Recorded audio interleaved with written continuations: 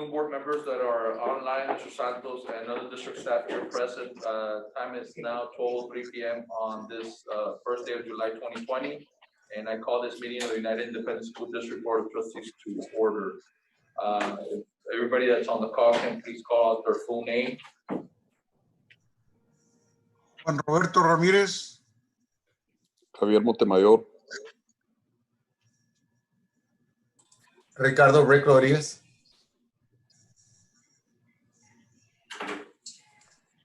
Any other board members present?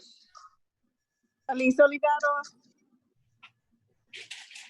All right, myself, Ramiro Belli. So we do have a quorum. Board members just present. The meeting has been duly called and the notice of this meeting has been posted in accordance with the Texas Open Meetings Act. We'll proceed with agenda item 2. Any public comments, Mrs. Rendon? Yes, sir. We do have two, and I know that I think somebody who's also live who wants to go ahead and address the board. We'll start off with the two that got submitted that you have there. This is from Cristina Flores, a United High School Career and Technology Department teacher. The following is my public comment regarding the reopening of schools. At this time, I am opposed to the reopening of schools because of the growing number of COVID cases in our city. As a teacher, I am anxious to return to our normal schedule and wish we could see the kids again. But as a mom and daughter, I have to think of the health, of the safety of myself, my child, and my parents. The CDC classifies highest risk as full-size, in-person classes, activities, and events. Students are not spaced apart, share classroom materials or supplies, and mix between classes and activities. As a CTE teacher, this wouldn't be possible to maintain in a computer lab. How do we keep the keyboards, mouse, and even the monitors sterile? I just don't know the answer to that question. In the end, it only takes one person to shut down an entire school. One person infected by another in a classroom, bathroom, water fountain, etc. Thank you and stay safe. All right, so that'll be the first one. And you have a second one to mention? Yes, this is very little lengthy. David Perez, United Classroom Teachers Association President. My name is David Perez and I represent the United Classroom Teachers Association. I come before you today in regards to the upcoming 2021 school year for United ISC. This is a very difficult time for all of us in the education field. We had just finished an unprecedented 2 months to end the 2019-20 school year. The COVID-19 turned our entire world upside down, yet UISD administration, our teachers and staff performed miracles with our students. We just completed our graduation exercises last week and they were amazing. Congratulations. However, we must now turn our attention to starting up again in August. How are we going to accomplish it? Do we come back face-to-face, alternating days, hybrid, or virtual? In my humble opinion, I would strongly urge the board and administration to go completely virtual for at least the fall semester. There are too many dangers involved with any contact between our 43,000 students and 7,000 employees. Many of our employees have risk factors such as obesity, high blood pressure, and diabetes. As you know, these factors could prove serious if an employee is infected. Also, some of our students may have certain risk factors as well. Can we afford to take a chance with 50,000 students and employees? I don't think so. If we rush back to any contact scenario, we may create a situation where we would have to shut down a campus, multiple campuses, or worse. Why put ourselves in that position? Even though virtual learning is not the ideal way to educate our students, it is a way to mitigate the spread of COVID to our students and staff. Just look at what has happened since state opened up more businesses. The number of positive cases has skyrocketed. The average age of infection has fallen from the mid-60s to the mid-30s. Infections among 20 to 29-year-olds in Webb County account for almost 30% of total positives. 20 to 49-year-olds account for almost 50%. What will happen when we open up the schools where almost 50,000 people will come in contact with each other at one time or another? It doesn't matter if we have an A or B, D, or a B day or hybrid. Any contact right now could have severe repercussions. I have heard from teachers and parents who are scared to go back or are scared to send their children back in any personal setting. Some parents are going to homeschooling, which means that we are losing those funds when, if we were virtual, maybe we could have those students enrolled in UISD. There is something else to consider from an insurance point of view. If one of our employees becomes ill, the standard 5-day treatment of remdesivir will cost our insurance over $3,100. That is just one drug. Add to that any hospitalizations, ICUs, any other treatments and procedures. The total cost for employees could easily be hundreds of thousands of dollars. Can we afford that? We cannot ignore the recent local and state numbers of positive cases. Why? Because we opened certain areas too fast. We are seeing the results of rushing back too quickly. Tremendous spikes in positive cases and in the positivity rate are concerning. What will happen? It would bring the students and teachers back face to face. Please consider all virtual classes, at least for the fall semester, while we see how this pandemic plays out. If we start having any positives, it could affect the whole school at one time. Please also consider that we will be entering flu season, and the combination could be difficult. Thank you for your attention and consideration. I know that our students are ready to learn and our teachers are ready to work. David. Okay. And you mentioned we have somebody online that wishes to comment as well. Yes, sir. Mr. Rene Laviña. Mr. De La Viña, are you there? Can you hear us?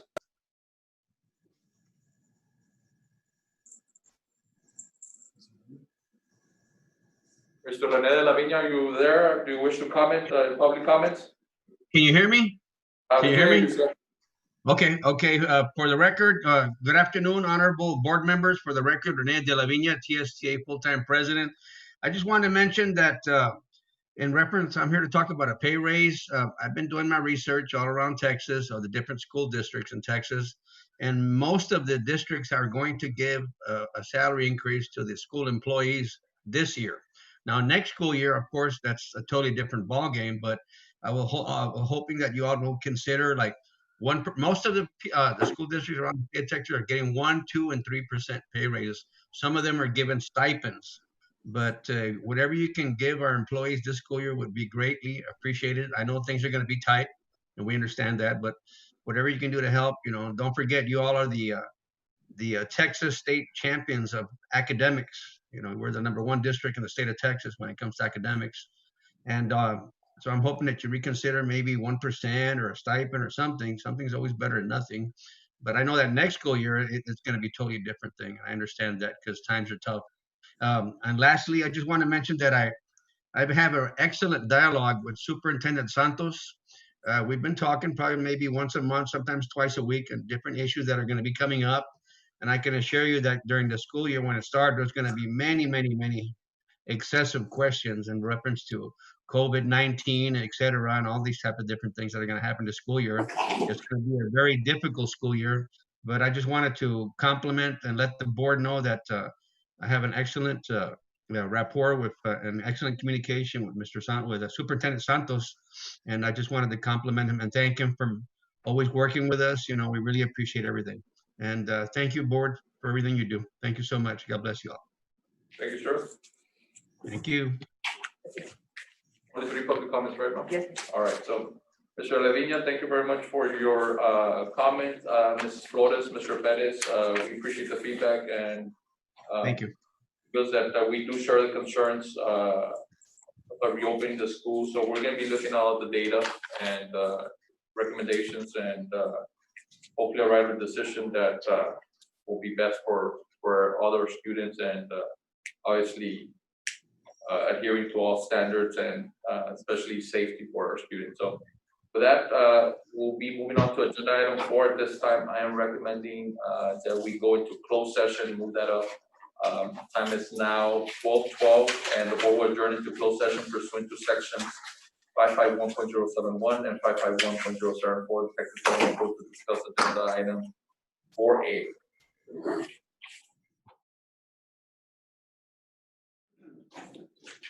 Right, agenda item 5, reconvening from closed session. Time is now 12:59 p.m. and the board will take appropriate action on items if necessary as discussed in closed session. Item A, announcement and decision of acceptance, rejection, or modification of the board appointed hearing officer's written finding of fact, conclusion of law, and recommendation in the matter of United ISD versus Anayansi Acosta pursuant to section 21.207B1 of the Texas Education Code. Yes, sir. The recommendation is to accept and adopt the written findings of fact, conclusions of law, and recommendation of the board's designee in the matter of UISD versus Anayansi Acosta, included a determination that Anayansi Acosta's term contract with UISD should not be renewed for the 2020-2021 school year, and to authorize the board president to send a written notice to Anayansi Acosta of the non-renewal of her term contract, and to direct the district's administration to consider Ms. Acosta eligible for reemployment with the district if she should reapply in the future. Do you have a motion or vote on the motion? So moved. Second. Second, Mr. Ramirez. Any further discussion? No discussion. All those in favor? Aye. Aye. Aye.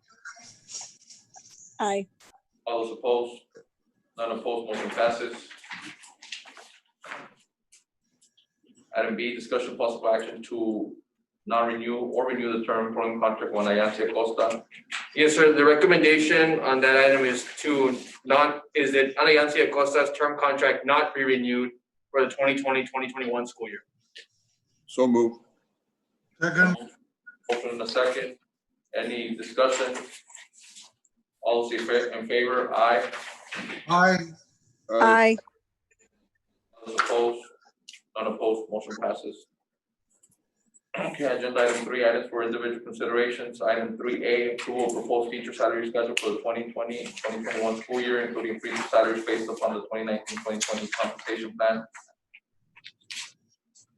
Ladies and gentlemen, members of the board, the administration is recommending for your review and consideration to approve the proposed teacher base scale for the 2021 school year. The administration is recommending that salaries remain frozen for the upcoming school year. Earlier presentations by Mr. Santos regarding our economy and those kind of details earlier shared lead us to make this recommendation as we prepare for the upcoming school year. I think the other item that I share with the board, I don't think we've gotten our full values yet. So I know Ms. Benavides and Mr. Flores and Sunny are looking at our budget.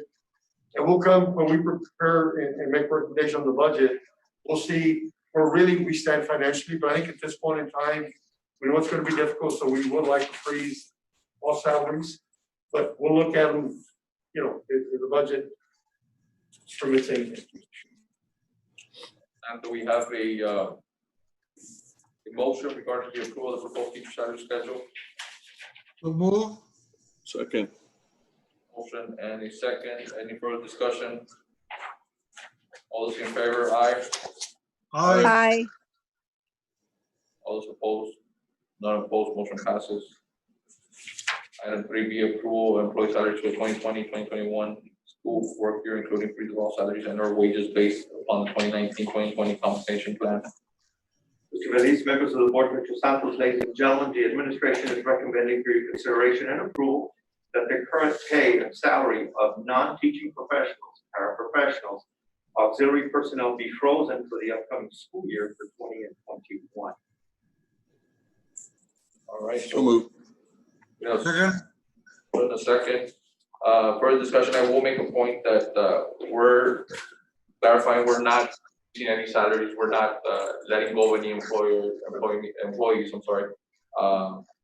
It's just that, as mentioned by Mr. Santos, we don't have a clear picture of our full financials yet. So we do need to proceed with. And our plan, Mr. Ellis, members of the board, is we're not going to riff any employees. We're going to manage our budget. We're going to manage our staff. I think as people leave the district, they will look at that position, see if it's vital or not. Okay. Thank you, Mr. Santos. All those in favor? Aye. Aye. aye, All those opposed? aye, None opposed, motion passes. Thank you, Mr. Garcia. On agenda 3C, Mr. Veliz, we don't have any action to be taken, but there's Robert Tijerina, the district's financial advisor, is going to give a short presentation on the plan of finance to the school board. All right, so item 3C, we have Mr. Tejeda. There's he is. All right, Robert. Good afternoon. Good afternoon, sir, members of the board. Again, for the record, Robert Tijerina with Tijerina, Gavan, and Lawrence. We are the district's financial advisor. And as Mr. Cruz stated, we will not be taking action. The board will not be taking action on this item, but is a presentation for the plan of finance to issue PPFCO Series 2020. If you turn to page 2 on the presentation, on page 2, we provided, it was provided to us by staff a list of the projects detailing computers, Chromebooks, iPads for a total amount of $6,349,000 and change. And if you turn to page 3, on page 3, we listed the sources and uses. And on the top of this pro forma, we have the total amount, which includes cost of issuance, $6,420,000. The breakdown, you have the cost of issuance of $70,970 plus the cost of the projects, which gives you the total of $6,420,000. On the right-hand side, if everything were to go well on July the 21st or 22nd when the board meets, we will close the financing on August the 19th. We're expecting an interest rate, we're hoping about 1.25%. The term is just under 5 years, about 4.5 years. Below that on the pro forma, we have the district's existing M&O debt, principal, interest in total, 27.4 million principal, followed by 5.6 interest for a total amount of 33.1. The next three columns are the principal and interest breakdown for the 6,420,000 PPFCOs. We're averaging out principal and interest about $1.3 million for the 5-year term. And if you turn to page 4 on the timetable, the next page, yes, sir. And on the timetable, again, we have the meeting today presenting the plan of finance. We'll come back either on July the 21st or 22nd, where I believe the meeting at that time hasn't been finalized yet. But at that meeting, we'll bring back the final terms, the interest rate, the locked-in principal and interest for the $6,420,000 financing. And if at that time the item is approved, we will close on August the 19th on a Wednesday. And if you turn to page 5, the working group participants, we have United Independent School District, financial advisor, the bond counsel, J. Cruz and Associates and Winstead PC. The purchaser and paying agent and placement agent will be to be determined. We'll have that either on July the 20th if the meeting's on the 21st, or the 21st if the meeting's on the 22nd of July. We'll have all this information filled in at the time of the meeting later on this month. I know it's a lot of information, but any members of the board or staff have any questions? No, sir. No Thank question. you. Thank you, board members. And again, Mr. Santos and staff for the opportunity to represent the district and present this information this morning. Mr. Medina, Yes, sir. you've been inside your house too long that you grow a beard. Yes, sir. I'm cooped up here. Yes, sir. Like everybody else. I didn't recognize you. I didn't recognize you right away. I just started speaking. Thank you. I hope everybody's doing well, and I hope everyone has a safe 4th of July weekend also. Likewise, sir. Thank you. Thank you. Thank you very much, Mr. Medina. Yes, sir. Thank you, sir. Move on to agenda item 3D, approval of resolution declaring intention to reimburse certain expenditures. Yes, good afternoon, Mr. Bailey's, board members and members of the audience. This goes in line with the item that Mr. Tijerina just presented. It's actually an authorization to reimburse us. Anytime while we set up the financing, time is gonna go by, but we need to order the computer equipment now. And this resolution will allow us to order and pay the items as they come in. And when we settle financing, that financing will reimburse the school district. And this should happen full reimbursement late August once we close on the. Yes, it is. And we have from bond counsel Winstead PC, Mr. Dan Martinez. I don't know if he's going to make a presentation on that. No, yeah, Dan, but you don't have to say anything, Okay. Dan, right? You don't have to add anything. Absolutely, Sam said it perfectly. Thank you, Sam. All right, thank you, sir. All right, Yes, thank you. all right, so this is a voting item, Yes, so this- do we yes, have so a this is motion? action. Yeah, do a motion to approve resolution as mentioned by Mr. Flores. So moved. Second? Motion a second, any further discussion? All those in favor, aye. Aye. Thank you. Opposed, none opposed, motion passes. Thank you, Mr. Flores. Item 3, approval of instructional school models for 2020-2021. Good afternoon, members of the board, members Santos, members of the audience. At this time, our department and UISD, we're going to present our instructional school models. Start off, for every single model that's put up there, any kind of instruction, we're a data-driven district. So we look at the data from the parent survey as of June 24th. This survey for our population out there, our UISD students and parents. The survey, those that responded were 24,660, that's 60% of our students.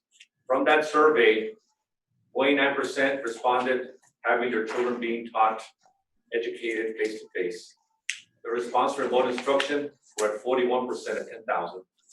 And then the responsible hybrid, 28%. So we look at it as less than 50% and one face-to-face. And as always, we look at our data, we try to make the best decisions. So as a district, on our next slide, please. Besides face-to-face, working with TA, recommendation TA, there are two methods for virtual learning. The first one, the synchronous method, is a two-way, real-time live virtual instruction between the teacher and student. It's going on live. The instruction provided through computer or any form of an electronic device, which is led, taught, and it is live by the teacher. TA has informed us that this plan, minimum instructional minutes from 3rd to 5th grade, 180 minutes. And we'll look at our plans in a few minutes by our second directors. We'll be able to supply way more than those minutes. From 6 to 12 is 240. Eligible for the synchronous plan are the 3rd to 12th graders. And TA has indicated pre-K to 2nd, TA states this model may not be developmentally appropriate for the young children. With this model, we also have an attestation must be submitted. And this basically verification the students are engaged in their learning. And this attestation must be posted online. The next model is the asynchronous model. This instruction that is not necessarily being delivered in person or in real time. What does that mean? It means that it may include pre-recorded videos, lessons, instructional packages, and even phone calls. Who is eligible to this model? Pre-K to 12. This plan must be submitted and approved by TA. And we found out recently to our Parents Education Agency, and the template goes out to the districts tomorrow. And we can start submitting as early as July 15th. And the plan again be posted online for our parents. Students who are not engaged daily are marked absent for the day. We found out TA, our students not engaged, are getting phone calls from their teachers, getting them on track. We can count them as being present. As we continue the presentation, at this time I'm going to ask our Executive Director for Elementary, Ms. Cindy Rodriguez, to present the elementary plan, and she'll be followed by Mr. David Canales, Executive Director for Middle School. Ms. Rodriguez.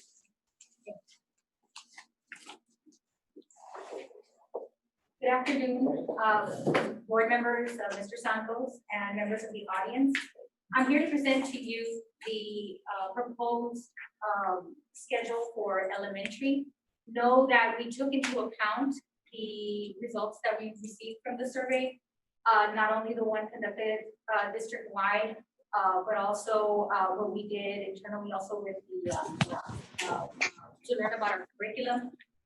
We surveyed our parents just to close the instructional year. We also surveyed our teachers on a weekly basis to gather information and feedback from them so that our coordinators would get direct feedback from our stakeholders. So taking all of that into account and looking at all the information that we've gathered, we are proposing a hybrid curriculum. And what a hybrid curriculum with two options for parents. So let me explain first what we mean by hybrid. So everything that has been purchased for our students is in hybrid form for next school year. So it's ready to be utilized 100% online as well as 100% face-to-face. And the two options that we're offering our parents are it's face-to-face, physically coming into the classroom, or remote learning from home. Based on what we saw in the survey responses, we see that we could offer a traditional, or perhaps not traditional, not so traditional, because we will take into consideration every safety precaution, not only from our TA, but especially from recommendations from the CDC. But our students would have the option to participate physically, face-to-face in the classroom setting. Or the parents opt, they can participate remotely from home. So we aim to cater to what the parents are requesting for. So if I could direct your attention to the schedule there before you. I'm not sure if we click on it. I think it's a little, the link will allow more clarity on the document. But you'll notice we tried to give you an at-a-glance schedule here. We do have the 7th grade levels, as you know, but if I could direct your attention to the first 3 columns, You'll note that those are all pre-K because we have 3 different structures for pre-K schedules.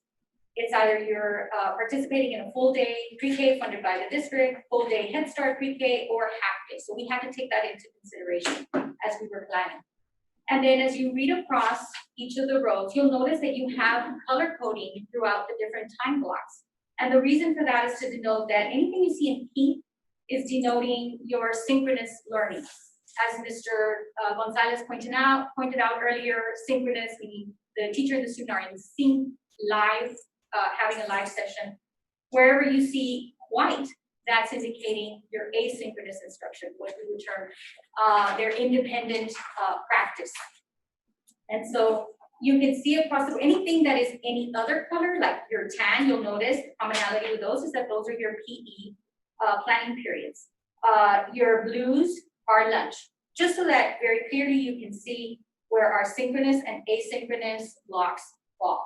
And we have to plan strategically with these blocks of time to make sure that we assured strong connectivity, and at no time do we have more than 3 grade levels on a live session at once to ensure that we have strong connectivity at all times.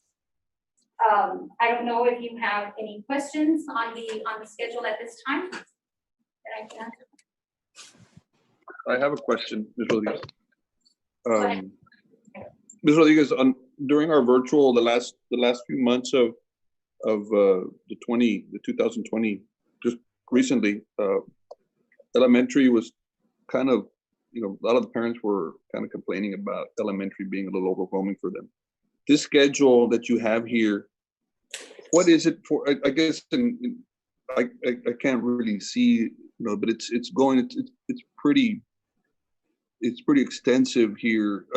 Are you going full day? Are you going in the mornings only? What are y'all doing? Yes, we are. You have the skeleton here, so you're seeing the time blocks. You don't see the actual curriculum. What you don't see is that we have, from the surveys that we gathered, both from the teachers and our parents, we are responding to that to ensure that we have the breaks that are needed in between, the recapping, the reflection time, that all of that is incorporated. It's infused in there. You don't see it here. But we are still required to have the 75,600 minutes for the entire school year. That's one. And secondly, we still need to prepare the students and ensure that they are ready for the next school year. So I agree with you. I agree with you completely, and I don't mean I'm not trying to single you out, because I know this is all it's a big learning curve for everybody. But out of all the three different levels, middle school and high school, elementary was pretty much the one I had more extensive conversations on, and it was basically had to do with the timing and the some of the parents felt it was a little overwhelming. Have you addressed any of those issues? And is it included here? I know I'm all for the rigor, as you know. I'm all for our students being well prepared, but has any of those parents comment or anything like that in the survey? Were those taken into consideration? Opportunity to do that, sir. That's why we, like I mentioned before, we also conducted a survey at the end of the school year to get direct feedback from the parents. And yes, at the beginning, I think everybody was overwhelmed. It's a new, a whole new system, a whole new way of doing things. However, we did learn a lot, and we did see that there's a lot of opportunity to truly instruct our students. Besides, their world's going to be different from ours. I mean, their future, and we need to jump on that and make sure that we prepare them accordingly. The other factor that we had to also make sure that we prepared our teachers, everybody has to be on the same boat and make sure that that they're prepared accordingly so we can service best. But I will tell you, and I can share the results and the comments because we left a lot of open-ended questions for our parents. I think you would be pleased to see we got only about a little over 3,000 responses from our elementary parents at the end of the school year. But we got a lot of positive feedback, and we got a lot of very specific and direct information from our parents that I feel really helped us to come up with a better plan. And then our teachers were surveyed on a weekly basis to ensure that our coordinators were providing the curriculum in the best way possible, and if there was anything that we needed to change, we acted accordingly. And I guess just to segue into equipment, I know we talked about it earlier, the equipment won't be here maybe September. Or do you have enough equipment? Do your teachers have their equipment necessary to conduct all these classes virtually? Do the students have the equipment that needed to access the curriculum? Miguel, I know that our district has already that plan in place. I know that at the elementary, and I believe Ms. Garcia had already presented on this, where they were ordering the devices for the lower grades. We were already equipped with third, fourth, and fifth. Based on the responses that we got also from the survey and even being there when the parents picked up packets at the grab and go at the different sites, you know, sometimes a lot of the comments were they wanted to have the packets as a safety net, and it wasn't necessarily that they didn't have access. It was that, you know, they wanted to have both. And we learned that a lot of, just based on the responses that we got, that a lot of parents were able, a lot of students were able to participate online. We also learned other mechanisms that we can utilize to reach the students that are not going to work out of a regular device, but there's other ways to, as TA pointed out as well yesterday, when we offer asynchronous learning. But we're aiming to do a combination of both. The only thing, scenario that I would get a lot was, okay, so we're required to log in at 9 o'clock for elementary, and we're supposed to log in, what, 3 times a day or something like that. But we only have one device, and my son is in high school, and he has to log in and do his deal at the same time, more or less, as the elementary. Exactly why. So those. Go ahead. Go ahead. I was just going to explain that that's exactly why our district is providing devices for the students, so that would no longer be an issue. But I think what we have to point out is that the guidelines from the state and TA, it's not going to be limited going in, logging in. If it's going to be students on remote learning, what the state wants is for them to be there all day as if they were in class. That's correct. So That's correct. The way the schedule, the first grader, so the class would actually start remote learning at 7:30 and then proceed all the way throughout the day. So it's not going to be, it's going to be as if they were in actual school setting face to face. So I think we have to be pretty clear with the public, because there's a lot of misinformation that if they do remote learning, they might be only logging in a couple of times during the day, out of the week. I think that's what happened when we closed it off this year. But now that there's a little bit clearer direction, not as much as we would need from PA, but the way it seems is that the students have to log in the full day as if they were in class. Yeah, Mr. Reddy, I mean, and you're right, and I know Mr. Mayor got some calls from parents, but as an example, if let's say we go virtual or remote, the whole district, then the expectations are, as an example, the first graders, it's got to be at 7:30. They got to log in, and it's a full day, and it's based on the subject area that they're going to be able to teach. And there is time for them to have lunch. There is time for them to obviously take care of their own particular needs, and it should end at the end of the day at as an example at 2:50. That would be a full day, and that's what TA is expecting us. And it goes back to adhering to the total minutes of instruction. That's required, mandated by TA to be able for us to be able to get funding and take care of all our needs. That's what I want to see, Mr. Santos, because I think that's, I mean, I agree. Whatever y'all recommend, and Ms. Rodriguez, please don't. I'm not trying to single her out, but I think sometimes it's a little unrealistic when you have parents who are working, and you have or parents who are not home, and we've got elementary children, trying to log in, or you got parents who are teachers that might have to go into the classroom. And so those are some of the issues that I think need to be resolved. Also, at our last meeting, I think I asked the question, are our parents being trained also to have this remote learning going on at their home? And so those are some of the issues. We may know it, and y'all may have it set in your heads. I may not be as far along as y'all are, But certainly, I think our parents need to be trained also and provided some information as to how this is all going to work out. I don't see an 8 to 2, 8 to 3 o'clock elementary child online the entire time, and with parents aren't going to be there, and it's going to be rather difficult. But whatever, it's going to be an adjustment for everybody. But I know these questions are going to come. What I can assure you of is that we've taken all of those things into account, the different logistics that have popped up with this new normal that we're living now, and we are addressing them. You mentioned about the parents. That came up with our DIP when we got together for our CNA meetings with our groups to see what is it that we need to offer. That was one of the first things that it's right there on the DIP. We've got to train the parents as well as, of course, the teachers. It's going to be a lot of making sure that we guide everybody step by step. So there are a lot of new mechanisms that we need to infuse and that we're already planning for. You just don't see them here because we were just told to just give you the schedule. Yeah, if we go, as an example, if we go day to day, but I think you're right. I think we need to look at obviously student safety and staff safety. That's extremely important. We look at these things. So thank you very much for your information. You got Mr. Canales. Mr. Canales, so middle school secretary. Good afternoon, Mr. Beliz and Mr. Santos, board members and members of the audience today. So our schedules today are all driven by what TA is saying. So we need to have our 420 minutes per day, our 75,000 minutes, 75,600 minutes per year.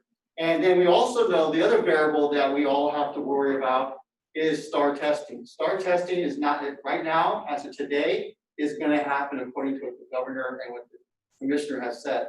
So we have to build in our systems. So Mr. Montiel's question about, the type of learning that we did in the spring versus what we're going to have in the fall, we're going to be very aligned to elementary. Middle school, we have no choice. Last year, what happened in the spring, of course, we had already done most of our work and we weren't getting tested. Now we're going to be testing new curriculum for each kid as they move up in their grade level. So if you look at the plan, if you can move to the schedule, gentlemen, we are following basically what we had last year. The only difference we're doing is we're accommodating our times for our transportation department if we would have to follow the social guidelines, the distancing guidelines that are required on a bus. So we are going to be starting about 15 minutes later, ending the school 15 minutes later because of the transportation needs as they pick up students for elementary, then the middle, and it's a high. But for the most part, it's the exact identical plan that we've had for years with our 420 minutes, preparing students for STAR, and making sure that the rigor and the getting them ready for be college ready, we have to make sure that we have a full-blown schedule like we did years before. Okay, and I'm seeing here the schedule, the passing period, obviously this face-to-face, going to a different classroom, or if it's remote, logging off from one classroom and then logging into the other. Okay. And they can also then take their bathroom breaks if they need to between that if it's remote. So that's going to be, like I said, it's going to be a challenge for everybody, but I mean, this is our new normal for today until we find a vaccine. And so I understand that the parents may be somewhat inconvenienced because it's a whole day lesson, right? But this is what TA is requiring. Exactly. I think that's what we have to put out there. It's what we're following is the guidelines that have been put on us, and it's nothing that we're coming up with. We're just adhering to the guidelines, and obviously, if it's going to be remote learning for the student, it's going to be a full day. It's a full day. Full day. Just like if you were in school, exactly, like you were last year and the year before that. I think TA is being unrealistic. If I have a middle school teacher, Mr. Canales, with 2 elementary kids at home, and we've got a stay-at-home order, and she's got to be online the entire time, she's got to take care of those 2 elementary kids at the same time and comply with the elementary schedule. That's going to be virtually impossible, and no pun intended. It's going to be impossible to do that, especially when you have to provide the child care, provide the house cleaning and all the house chores, and conduct your life as I think we're missing the humanity part here. And I'm not blaming you. If that's what TEA is requiring, then that's what TEA is requiring, and we'll comply. But I think somebody needs to reach out to TEA and tell them that they're way off. They're way off the mark on this one. But We agree. Well, I think that several superintendents probably feel the same as you do. Until they waive the minutes and STAR is not a requirement, then it's not going to happen unless those two big variables are. I think what we're gonna see is, let's say most of the students are doing remote learning, pretty soon, within days or a couple of weeks, we're gonna start seeing that we're not gonna have students there all day.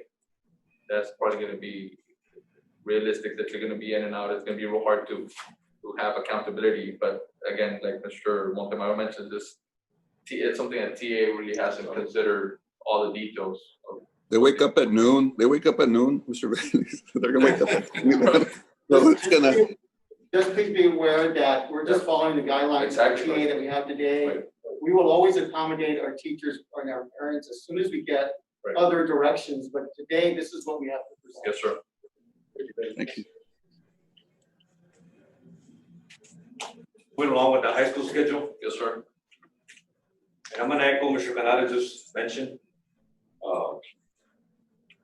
When we look at the schedule for high school, next slide. It's pretty much identical as it was last year. The difference is that the different time was adjusted.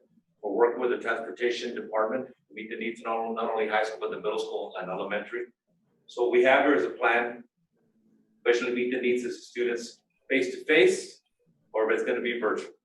And it could be synchronous learning going on at the same time, or asynchronous learning going on at the same time. And I would like to point out, just for the record, right now we start summer school with over 2,000 students. We really have not had any major issues, and it's all been online. So going back to what the lady mentioned about the elementary issues, I heard them too. We all heard them. As we adjusted, our programs got better. And I can tell you, I'm gonna echo again, Mr. Canales, when it comes to the continuity between the elementary, middle, and high, it is to the point where we're gonna be as consistent and transparent as we can. We look at the next schedule is for the 9th grade campuses. Very, very similar. Again, we just adjusted the time a little bit to work with the transportation department. But again, it's not much different than we've had in the past. We can provide instruction live, we can provide it virtual. So we move on to the next slide. These are the latest from our Texas Education Agency. At this time, TEA will count students taking virtual classes and attendance figures used to determine state funding. That does not change. The state will not penalize school districts for major decreases in student attendance for the first 12 weeks of the year. The school financial system will continue to fund, as I mentioned earlier, districts on the ADA, average daily attendance. Attendance must be taken daily and face-to-face, whether it's face-to-face, synchronous learning, asynchronous learning, instruction. Changes to the ADA and instruction time will only apply for this school year. And Mr. Canales mentioned earlier, the accountability will return for this school year. As you know, during the pandemic, the commissioner came out and we were not responsible for STAR. This coming year, as it stands right now, all districts across the state of Texas will be accountable for STAR testing. Looking at the last slide. That being said, a recommendation this afternoon, the district plan is based, as mentioned before, on the current information and the latest guidance we've received from the state and the governor of Texas. Environmentally and on our campus and building will comply with face-to-face masks. With face masks, We will enforce social distance, implement daily temperature checks, enforce CDC and TEA sanitation guidelines. As far as the instructional plan, we will follow recommend a model that supports face-to-face instruction, remote synchronous instruction, remote asynchronous instruction, and if need be, as the changes continue, we are prepared to offer total remote instruction as a district. And I want again to note that district remote virtual learning will continue to provide the quality of the rigorous instruction, as Mr. Montemayor pointed out, rigorous, to meet the needs of every single student. What is coming up down the pipe? We will be presenting very soon grading guidelines obviously we gotta modify those. As well as, on the special ed department, meeting the needs of our special unit students. We have very limited guidance in the state right now, but we will be coming to the board, very soon. Provide that for you. What is ongoing, Mr. Montemar mentioned about the technology through the guidance, Mr. Hector Perez and Rene Cruz. They are working as we speak on our plan that was presented the last time. Obviously in first grade, all first graders will have new iPads. That's coming up. Second through fourth, the new Chromebooks. Fifth and seventh will be the existing Chromebooks inventory. Now the eighth graders, those Chromebooks will be coming in very soon. And first day, but we will have adapt to that change. They get the Chromebooks coming in, and then 9 to 10, the existing 1-to-1s, and 11 and 12 existing Chromebooks inventory. And again, we will continue to put in place the best possible plan to meet the needs of every single student. Santos? Yes, Mr. Vélez and members of the board, I think if you would give me the authorization to be able to continue to study the different possibility of delivering the instruction, always keep in mind student safety and employee safety. So if possibly looking at all the four options that were presented, and we probably would make a recommendation, let's say, within the next 2 weeks. This way we can notify our parents as to what direction we plan to go. I think we're ready to go any direction, always looking at student safety and employee safety. Right. Well, I think that's what's important, that we're giving options to our parents and obviously our students. And I want to congratulate Mr. Rodriguez, Mr. Gonzalez. They're doing a phenomenal job as far as creating the schedule, looking at all the options for staff as well. So I think obviously being really proactive and preparedness for what may be very soon, as far as whether it's full remote or face-to-face or a combination of both. So, Mr. Santos, you have our full confidence as far as to review the options and come back to us with a I'd say within the next 2 weeks, we just need to make sure that everything is in place. Right. And we'll make a recommendation. That's the direction that we'll notify the board and the parents. Sure. All right. Thank you. We have a motion regarding the approved instructional school models for 2020-2021 as presented. So moved. Second. Motion a second. Any further discussion? Okay, and just to be clear, this comes with a delegation to the superintendent to possibly update and offer other instructional models in the best interest of the students and staff as presented. One question, sir, before we go off on that one. If you do bring back an instructional model that includes in-person education, face-to-face education, could you address the issue of the number of students per class? Are we going to have the same amount? We're going to have less, and how that's going to be implemented? Yes, sir. Elementary, middle, and high. Yes, I mean, our anticipation is an example, if we would go to the face-to-face and then the other portion would be remote, I would anticipate that we'd probably have maybe about a third of our students, and probably we'd have to follow CDC and PA guidelines as far as distance. As students coming into our buildings, we got to check, temperature and make sure the students are okay. We will have at all the classrooms, to be able to disinfect, the hands and all these other things that we've got to follow, that will be in place.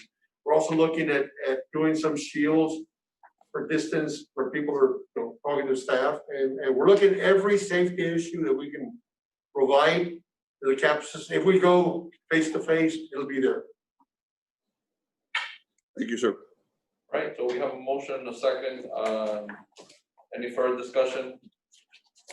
All those in favor? Aye. Aye. Aye.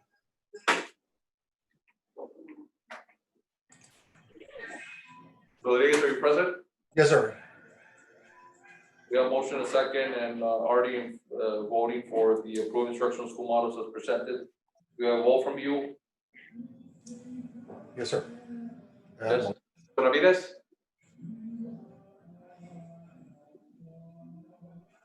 You hear us, Mr. Ramirez?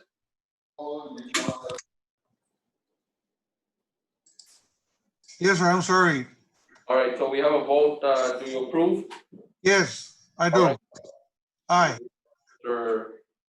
Ramirez, all right. All those opposed? None opposed, motion passes. Item 3F, approval waiver required early notice of students at risk of failure, COVID-19. Yes, sir, good afternoon. The SSI, which is the Student Success Initiative, they were waived for the 1920 school year. However, the state is still asking the districts to provide early notice to parents and guardians in students in grades 4 and 7. In case they are at risk of failure, to just advise them, hey, your child is maybe possible of failing the particular grade level or the so. That's it. All right, so do I have a motion regarding the approval waiver of required early notice of students at risk of failure as presented? So moved. Motion, do we have a second? Second. Motion, a second, any further discussion? All those in favor, aye. Aye. Ramirez, aye. Aye. All right, all those opposed? None opposed, motion passes. And then agenda item 6, adjournment, time is 1:41, and we move to adjourn. Thank you very much for everybody present and everybody online.